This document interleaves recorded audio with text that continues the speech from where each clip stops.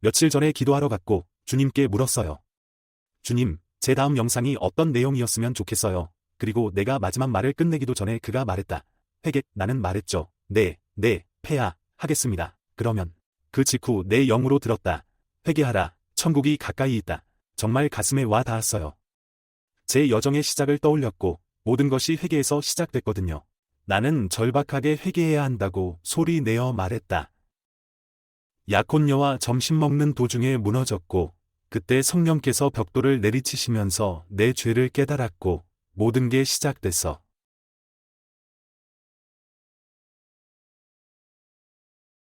거기서부터 주님을 더 찾을수록 더 많이 회개했습니다.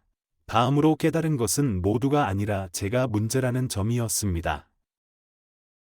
이전 몇 년간 내 뒤에는 파괴의 흔적이 있었다. 많은 실패한 결혼, 많은 관계가 깨졌죠. 그냥 정말 많은 것들, 내가 전혀 몰랐던 것들. 하지만 한 가지 변하지 않는 점이 있었는데 바로 제가 그 한가운데에 있었다는 점입니다. 내가 범인이었어. 그래서 내가 거듭난 후 내 영혼이 새로워졌을 때 내 영혼과 내 육체가 내 영혼, 새로워진 내 영혼과 전쟁 중임을 깨달았어. 그리고 그 전쟁은 그 이후로 계속 싸워져 왔습니다. 시간이 지나면서 당신의 영혼이 자라고 시작됩니다. 당신의 마음, 의지, 감정, 육체가 변화하기 시작하죠. 그게 성화 과정의 일부가 되죠. 그 모든 죄가 시간이 지날수록 점점 덜 바람직해지면서요. 그리고 어떤 것들은 저에게는 즉각적이었고 어떤 것은 시간이 좀 더 걸렸습니다. 해방 이후, 해방된 후 약물과 포르노는 즉시 사라졌고 욕설도 사라졌어요. 그냥 욕을 하거나 주님의 이름을 함부로 부르는 생각조차 할 수 없었어요. 안 돼요. 다른 사람들도 똑같이 행동한다는 뜻은 아니에요. 그런 걸 여러 번 봤어요. 저도 그런 경험이 있었어요. 하지만 시간이 지나면서 다른 일들이 훨씬 더 많은 시간이 걸렸습니다. 저는 기능적인 알코올 중독자였고 점심에 마가리타 두세 잔 정도, 밤에는 버번 한두 잔 정도 마셨어요. 그리고 항상 7시나 8시쯤에 그만두곤 했어요. 왜 자세히 말하는지 모르겠지만 저는 가서 7시나 8시쯤 그만두고 물만 마시고 아침에 일어나면 괜찮은 상태로 일어나면 다시 이 과정을 반복합니다. 그렇게 하면 내가 할 일을 하면서 할 수 있었어. 왜냐하면 나는 여러 사업을 운영했으니까. 그리고 그게 내 마음 속에서, 내 완전히 변하지 않은 마음 속에서 나는 변명을 대고 괜찮다고 생각했는데 사실 그렇지 않았어. 전혀 괜찮지 않아요. 어쨌든 시간이 지나면서 성령의 도움으로 그는 그 욕망을 꺼냈습니다. 이제는 술도 전혀 맛있게 느껴지지 않아요. 정말 이상해. 거의 돈 맛이 나. 그건 그냥 즐겁지 않아요. 저는 그것에 얽매이지 않습니다. 아마도 저는 약간 우상화했던 것 같아요. 왜냐하면 직장에서 큰 사고가 생기거나 아내와 문제가 생기거나 사업 파트너와 문제가 생기면 바로 가곤 했거든요. 술도 있고 그냥 의무치료도 해. 그리고 내 마음에 예수님이 생기면 그런 건 필요 없어. 모든 것은 회개에서 시작됩니다. 그리고 성경에 나오는 모든 위대한 인물들이 모두 같은 말을 했어요. 예수님도 말씀하셨고 세례 요한도 말씀하셨고 엘리야도 말씀하셨습니다. 그건 정말 중요한 거야. 왜냐하면 그게 내 과거의 모든 허튼 소리를 잘라내고 주 예수님과 깨끗한 출발을 하게 해주거든. 그래서 심지어 요한계시록을 보면 그것도 환난의 일부인데 주님께서 지구상의 사람들에게 회개할 7년을 더 주시고 계시고 상황은 점점 더 나빠질 것이고 상황이 더 나빠질수록 더 나빠질 것이라는 생각이 있습니다. 그들은 곧 깨닫기 시작할 거예요. 어쩌면 내 죄가 나를 여기까지 데려온 것일지도 몰라요. 세상이 끝나기 전에 회개하고 주님과 화해해야 한다고. 그 후에 그의 친절과 관용, 인내, 그리고 분노를 참아내는 불을 전혀 고려하지 않느냐? 하나님의 친절이 당신을 회개, 즉 내면의 자아와 오래된 사고방식을 바꾸고 당신의 삶에 대한 그분의 목적을 찾게 한다는 사실을 정말로 모르거나 모르는 것입니까? 이 구절은 저에게 정말 큰 깨달음이었습니다. 주님과 가까워질수록 그리고 더 좋아질수록 제 관계는 점점 더 깊이 빠져들었어요. 죄를 짓고 상처 주시고 주님을 아프게 한다는 생각은 그냥 사라졌어요. 그럴 리가 없어. 저는 전능하신 분, 예수님, 성령과의 관계를 끊고 싶지 않습니다. 성령님을 슬퍼하는 걸 견딜 수 없어요. 정말 싫어. 마치 성령께서 여러 번 정정을 받으셨는데 그건 좋지 않아요. 별로야. 예를 들어 드리겠습니다. 제가 성화 과정을 시작할 때 제 형이 항상 와서 축하 점심을 먹으러 갔고 저는 티토스의 토포치코를 주문했어요. 맞죠?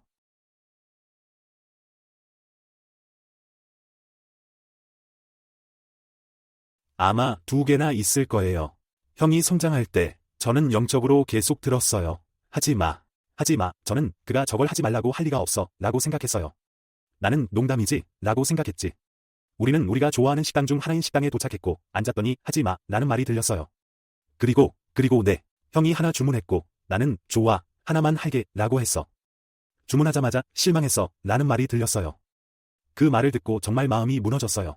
그것은 성령께서 내가 듣지 않아 실망하신 것이었다. 그게 제가 슬퍼하는 첫 순간 중 하나였고 성령을 애도하고 있었어요. 그리고 저는 이렇게 말했죠. 아니, 다시는 이러지 않을 거야. 그리고 나는 술도 즐기지 못했어. 왜 그걸 받는지도 몰랐고 전체적으로 이해가 안 됐어요. 그게 돌이켜보면 그건 내가 술로 축하할 필요를 위해 나를 정화하는 거라는 성화 과정의 일부였어. 왜냐하면 나는 항상 그걸로 달려갔으니까. 그리고 물론 그분도 그걸 알고 계시고 그게 제 영혼의 정화 과정의 일부예요. 그리고 나중에 또 한 가지는 죄책감, 수치심, 비난, 그리고 후회였습니다. 이런 것들은 제가 여정을 진행하는 동안 갑자기 과거에서 갑자기 떠오르곤 했어요. 그리고 그때는 몰랐지만 그건 익숙한 영혼들이 그들을 끌어올리는 거였어요. 야, 그때 내가 이랬던 건 어때? 우와, 그때 기억나? 정말 심했어. 그랬어야 했는데 부끄러워해야 해. 뭐 그런 식으로 말했어. 계속해. 그런 일이 일어나면서 가끔은 속아가곤 했고 야, 내가 정말 망쳤어 라고 말하곤 했어요. 난 진짜 못된 놈이었어. 내가 그렇게 행동했다는 게 믿기지 않았어. 주님이 어떻게 나를 사랑할 수 있겠는가. 그러니까 알다시피 기본적으로 비난이에요. 바로 그거였어. 그리고 나서 저는 그냥 계속 회개하기 시작했어요. 회개하고 또 회개했어요. 그리고 나서 알다시피 한번 회개하고 진심으로 그러다가 다시 돌아오는 게 저기 당신을 끌어내리려는 거예요. 그럼 그냥 말해. 아니, 안 될 거야 라고 말하는 거야. 시간이 좀 걸렸지만 나는 예수님이 십자가에서 나를 위해 하신 일과 너를 위해 하신 일을 받아들이지 않았다는 것을 깨달았다. 그분은 우리가 죄책감, 수치심, 비난, 후회, 우울증 등 모든 것을 겪지 않도록 세상의 모든 죄를 짊어지셨습니다. 그리고 한번 정말로 받아들였고, 있잖아? 나는 예수님의 피로 씻겼어. 나는 거듭났어. 영으로 가득 차고 성령이 불로 가득 차는 사람이야. 죄책감, 수치심, 비난, 후회, 나는 그렇게 생각하지 않아요. 저는 그 점에 대해 나는 예수님의 피로 씻겼어. 아니, 그리고 나는 자유로워졌다. 그리고 내가 자유로워지면 넌 적에게 골칫거리가 될 거야. 당신은 진짜 문제가 될 거예요. 왜냐하면 당신이 예수님과 성부님, 성령님을 얼마나 사랑하는지, 그리고 그들이 당신을 위해 얼마나 많은 일을 했는지 이야기하고 싶어 하니까요. 그리고 그들에게 주님의 사랑에 대해 이야기하는 거죠. 두려움과 정죄 대신, 그리고 그들에게 어떤 좋은 일이 기다리고 있는지, 그건 안 될 거야. 판단, 다른 사람의 행동에 대한 판단은, 그건 안 될 거야. 그것은 주님의 사랑입니다. 그리고 나서 성령께서 그들의 죄를 죄로 정죄하게 두게 하세요. 그게 바로 그가 하는 일이야. 다음으로 즉각적인 회개에 대해 이야기하고 싶습니다. 이건 제가 살아온 것이고, 살아가는 것이고, 분명히 지켜온 것이고, 저는 그냥 무언가가 일어나면 견딜 수 없고, 내가 잘못한 게 있다는 걸 알면서도 너무 빨리 후회해서 거의 목이 뻣뻣해질 정도야. 이 구절에 이렇게 말씀하셨습니다. 나의 작은 아이들아, 믿는 자들아, 사랑하는 여러분, 내가 이 일들을 쓰는 이유는 너희가 죄를 짓고 하나님의 법을 어기지 않게 하기 위함이니라. 그리고 만약 누군가 죄를 지으면 우리는 아버지 예수, 의인, 생각과 행동으로 아버지의 뜻에 맞서는 의로운 분과 함께 중재할 변호자가 있습니다. 즉각적인 회개는 정말 환상적이에요.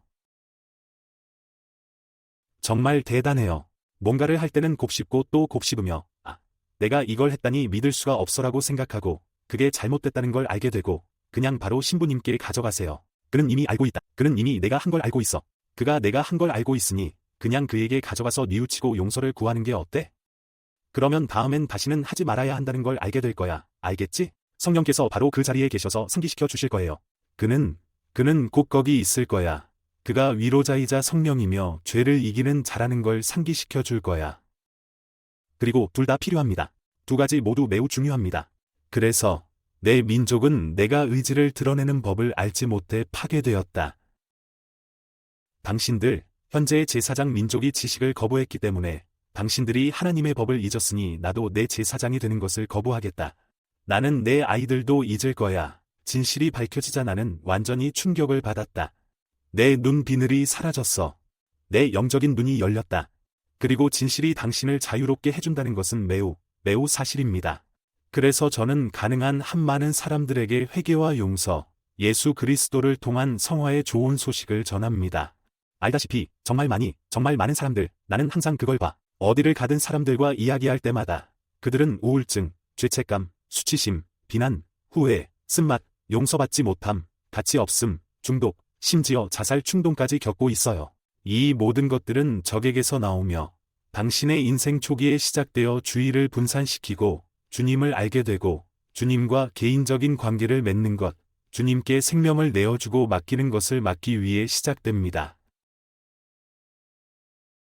예수님을 당신의 주님이자 구세주로 삼으세요.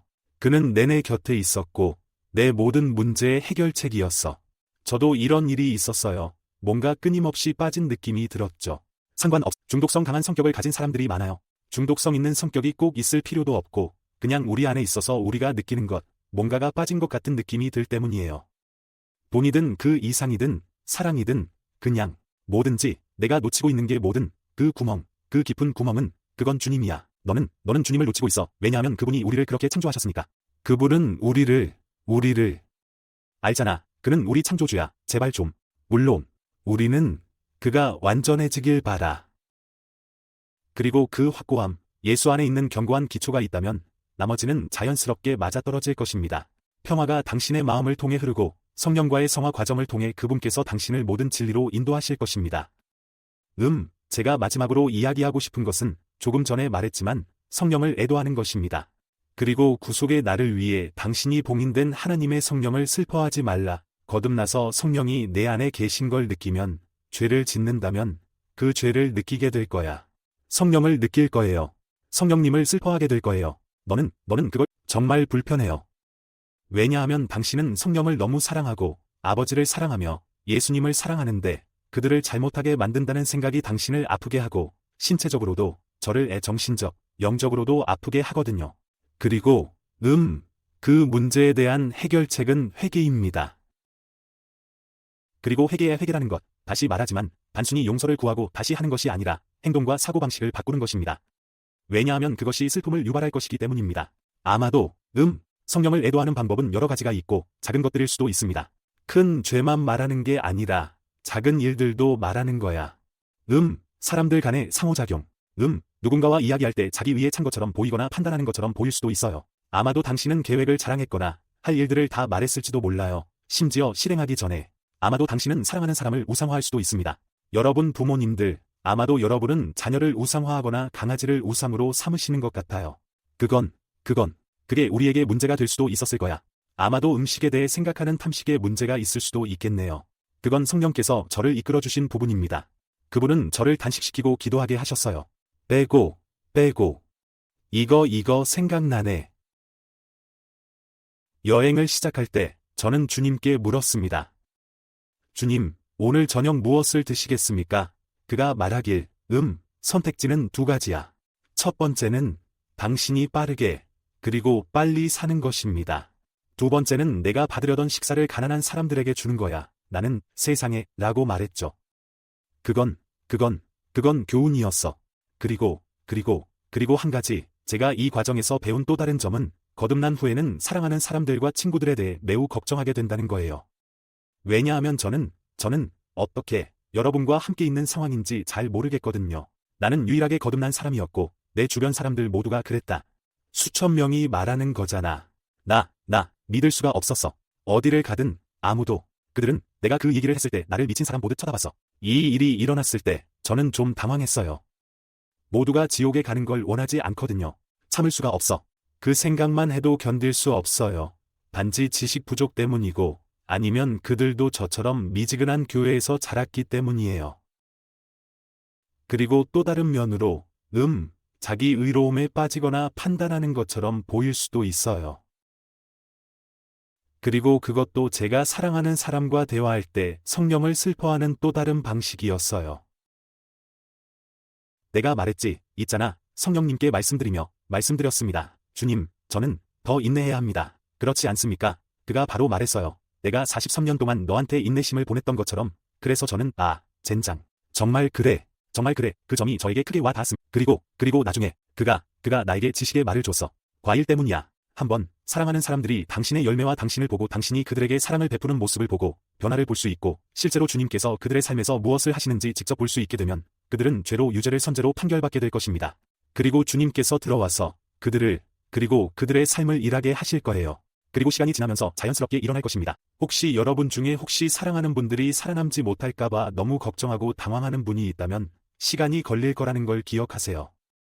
저한테는 정말 큰 일이었고 정말 마음에 들지 않았어요. 그리고 너는 그 구역에 빠지면 쓸모없어져. 넌 아무 쓸모가 없어. 항상 걱정한다면 그곳으로, 왕국으로. 너는 기도하고, 계속 기도하고, 사랑을 보여주고, 말하고, 말씀을 전해. 설교하지 마세요. 나는 진실을 말하고 계속 앞으로 나아가면 그들도 결국 마음을 열 거예요. 그들은 곧 마음을 그리고 한 번은 알다시피 그는 누구도 죽는 걸 원하지 않는다는 걸 확실히 생각한다. 그래서 이 메시지가 여러분께 주님께 가는 여정에 도움이 되었기를 바랍니다. 예수님은 길이시며 진리하시며 생명이십니다. 아버지를 통해서만 아무도 아버지께 오지 않습니다. 모든 것은 회개에서 시작됩니다. 주 예수님께 당신의 마음에 들어오시도록 기도해 주세요. 그리고 만약 여러분이 예수님을 당신의 삶과 마음에 들일 준비가 되어 있고 그분을 개인적인 주님이자 구세주로 삼고 싶다면 제발 저와 함께 기도해 주세요. 하늘 아버지, 생명의 선물을 주셔서 감사합니다. 영적인 눈을 열어 회개로 인도해 주셔서 감사합니다. 주님, 저는 당신의 아들 예수 그리스도가 세상의 모든 죄를 짊어졌다고 믿습니다. 그는 죽었고 매장되었으며 셋째 날에 부활했다. 그를 통해 내 모든 죄가 용서받았다. 더 이상 죄책감, 수치심, 비난, 후회가 없습니다. 주님, 예수님의 피가 제 모든 죄를 씻어주십니다. 그리고 이제 주님, 성령을 보내 제 안에 거하게 해주소서. 감사합니다. 예수님, 아멘.